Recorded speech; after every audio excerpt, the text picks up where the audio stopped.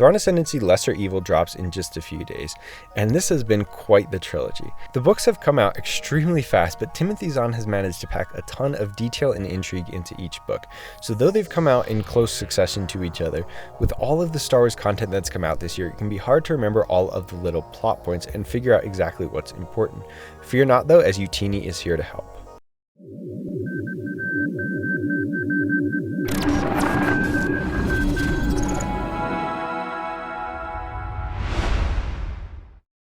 Hi everyone, I'm Nathan Emery, content creator here at Youtini, and I'm going to take you through Thrawn Ascendancy Greater Good, hit all of the major plot points so that you can know exactly what's going on going into Lesser Evil.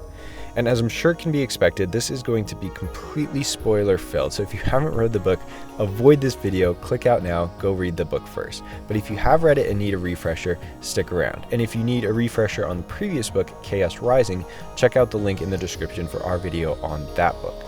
With all that said, let's jump into Greater Good. So we're going to go in chronological order here, hitting on the major plot points. So Jixtus, the mysterious puppet master behind General Yiv the Benevolent, continues to plot his domination of the chaos, setting his sights firmly on the Nyx Ascendancy. Together with the help of one of his associates, Haplif of the Agbui, they hatch a new plan.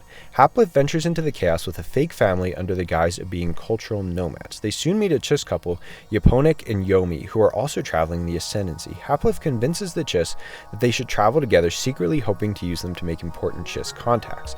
Meanwhile, after the defeat of General Yiv and the Nicardan Destiny, Senior Captain Thrawn and Admiral Aralani are mopping up the remaining Nicardan forces throughout the chaos. They're joined by Senior Captain Lakinda, a Zodlak yearning for the same notoriety as her comrades. So back on Scylla, Syndic Thurfian continues to plot against Thrawn, this time working with Syndic Zastalmu to plant rumors of a Peateus Vagayari alliance that they hope will entice Thrawn to make an heir worthy of his demise. Elsewhere, despite their shared travels, Haplif and Yomi begin to butt heads. Haplif seems too concerned with going to Selwys to meet Councillor Lakaviv, a local dignitary, while all Yomi wants to do is go to various worlds and watch bird migrations. Poor Yaponik is stuck in the middle. After tensions build to a boil, Yomi discovers one of Haplif's secrets. He is telepathic and has been reading their minds using physical touch to influence them to do his will. Given mounting pressure from Jixtus to finish the job, Haplif is left with no choice and secretly murders Yomi, convincing Yaponik that she abruptly left, preferring to travel alone for a while. So Haplif and Yaponik then go to Selwys and meet Lakaviv. Haplif requests a small plot of land to farm his people's spices.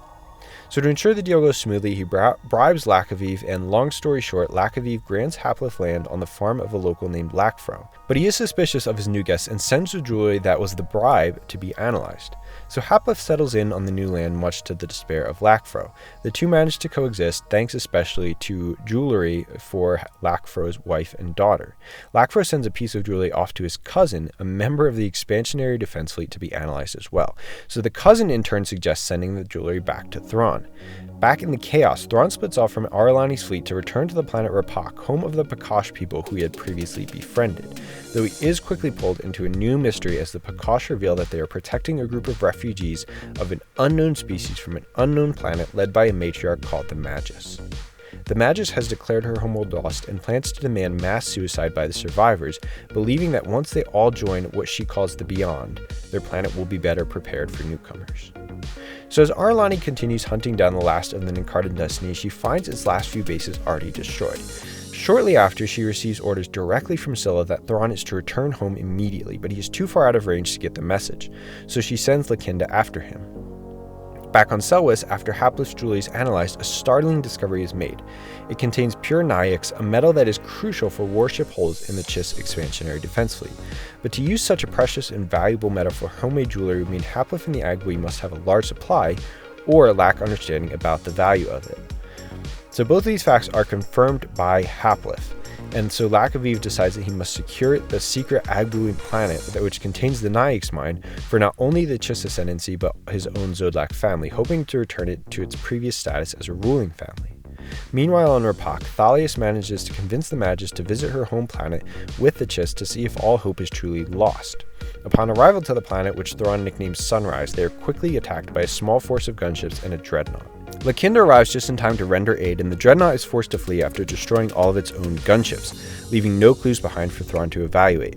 After returning to Scylla, Thrawn receives a new mission, to travel to Peataeus to investigate rumors of Vagari pirate activity. Lakinda and Ar'alani are to go back to Sunrise.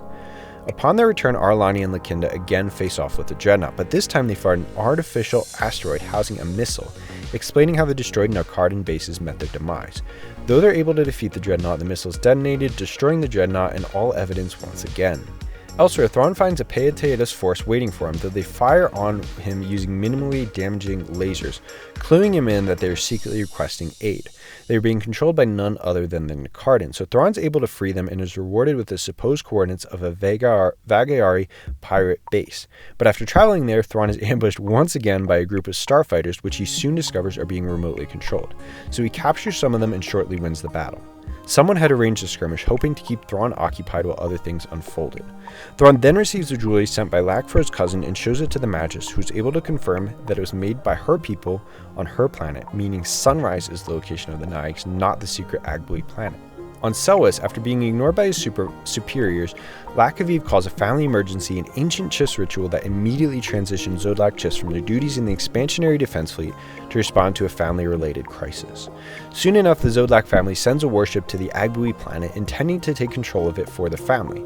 However, several other Chiss families have done the same thing. Somehow they all came to know about the planet around the same time. Thrawn arrives at the Agbui planet to find the Chiss family's forces poised to fight each other. He uses the remotely controlled ships he captured to pretend he's being attacked by pirates, forcing the Chiss to work together against an alien threat. So with the help of Turi and the coordination of Lakinda aboard the Zodlak warship, Thrawn is able to manufacture a devastating crash between several of the remote ships, causing their debris to land precisely on the fake Nyx Mine, destroying it. The Chiss families are left with nothing to fight over, and none realize that the mine was a hoax all along. On Selwis, Lakfro confronts Haplet for his treachery and ultimately kills him, but the rest of the Agbui escape. Meanwhile, Kilori of Oandalan, who is revealed to be the navigator of the Agbui, meets with Jixtus. Jixtus reveals that he is working on behalf of the Grisks and gives Kilori a new mission, to learn how the Chiss navigate the chaos. After the near-Chiss civil war, Syndic Zastalmu offers Lakinda a spot in the Arizi family as a trialborn, rather than her current place in the Zodlak family as a mere adoptive. She's unsure if she will take it, but she does rather like the sound of what would be her new name, Zienda.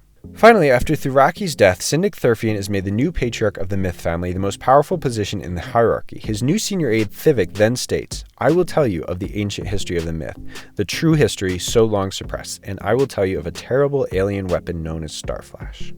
Phew. So that's Thrawn Ascendancy Greater Good in just a few minutes. Hopefully you were able to keep up with all of those plot points and that refresh some of the holes you might have in your memory. And hopefully you're excited and you feel filled in going into Thrawn Ascendancy Lesser Evil. As always, stay tuned to Youtini for our review of that book, and may the Force be with you.